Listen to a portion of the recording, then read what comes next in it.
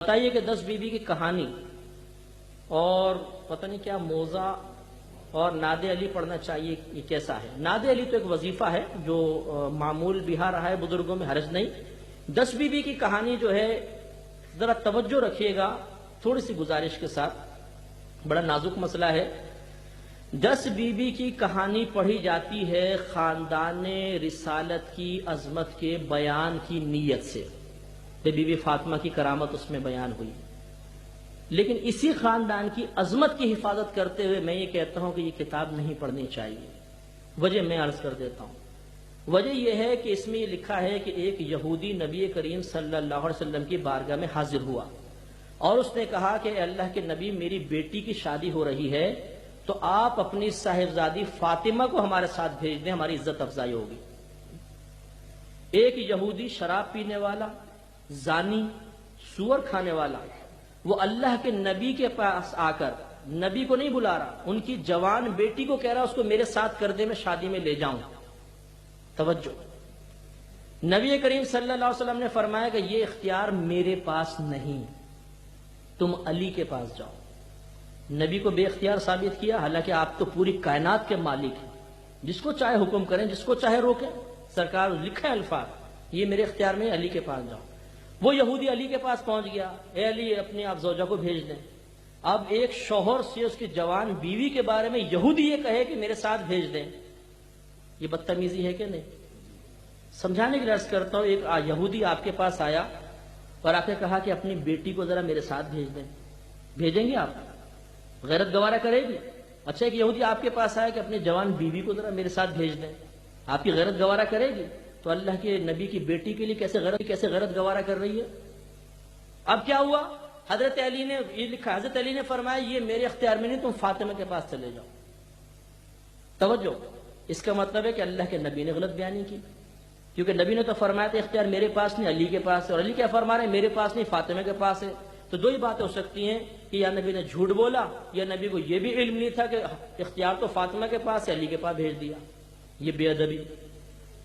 پھر حضرت علی کا یہ فرمانا تو فاطمہ کے پاس جاؤ۔ سوچئے ذرا، دل پر ہاتھ رکھ کے، کوئی حضرت علی ایسا کر سکتے ہیں کہ شہزادی کونین کے پاس ایک غیر مرد کو بھیج دیں کہ جا کے ہم کلام ہو جاؤ؟ آپ یہ جرت کریں گے کہ آپ چوک پہ کھڑے ہو، یہودی آ کر کہے کہ جوان بیوی کو میرے ساتھ بھیج دو، تو آپ کے میں نہیں، میرے اختیار نہیں، جاؤ دروازہ بجا کے خود بات کر لو؟ ایسا کوئی بغیرت ہوگا؟ اور یہ نسبت حضرت علی کی طرف کی گئی ہے، یہ عظمت خاندان رسالت کی وجہ سے میں عرض کر رہا ہوں، یہ غلط ہے۔ وہ پہنچ گیا، دروازہ بجایا، بی بی فاطمہ نے پوچھا کون؟ کہا کہ جی ایک یہودی ہوں، اللہ کے نبی نے فرمایا کہ آپ کو میں شادی میں لے جاؤں تو آپ چلیں۔ بی بی فاطمہ نے کہا کہ یہ اختیار میرے پاس نہیں، تم اللہ کے رسول کے پاس، حضرت علی کے پاس جاؤ۔ انہوں نے دونوں کو جھوٹ قرار دے دیا۔ اس نے کہا میں تو پہلے پوچھ کر آیا ہوں، آپ چلیں۔ بی بی فاطمہ نے کہا ٹھیک ہے بھائی چلو۔ اب وہ شہزادی کونین جس نے اپنی خادمہ سے کہا کہ جب میرا انتقال ہو جائے تو رات میں میرا جنازہ کرنا، تاکہ کسی مرد کی نگاہ میرے جنازے تک پر نہ پڑے، وہ بی بی فاطمہ، اور وہ کہتی ہیں کہ چل پڑی کہ چلو میں چلتی ہوں، لیکن پھٹا پرانا لباس تھا۔ نبی کریم کے پاس آ کے کہا کہ یا رسول اللہ میرا پھٹا پرانا لباس ہے، میں ایسی حالت میں جاؤں گی تو لوگ کیا کہیں گے کہ اللہ کی نبی کی بیٹی اور ایسا پھٹا پرانا لباس؟ تو اللہ کے نبی نے دعا کی، جنت سے ایک لباس آ گیا۔ وہ شادی کی محفل میں ساری برقع پوش خاتون بیٹھی ہوں گی نا وہاں پر، وہ تو یہودیوں کی شادی تھی، بے پردہ عورتیں، فاسقہ فاجرہ زانیہ عورتیں، اور بی بی فاطمہ ان کے پاس چلی جائیں گی؟ بہرحال لکھا ہے کہ آپ چلی گئیں، جیسی وہاں پہنچے تو آپ کی نورانیت کو دیکھ کر سب لوگ ہلاک ہو گئے، دلہن بھی کلٹی ہو گئی۔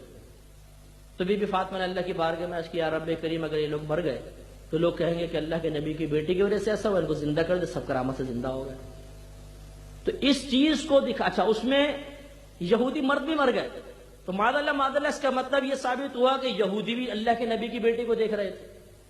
تو یہ وجوہات ہیں جس کی بنا پہ میں سمجھاتا ہوں کہ یہ کتاب جس نے بھی مرتب کی ہے وہ صحیح نہیں ہے۔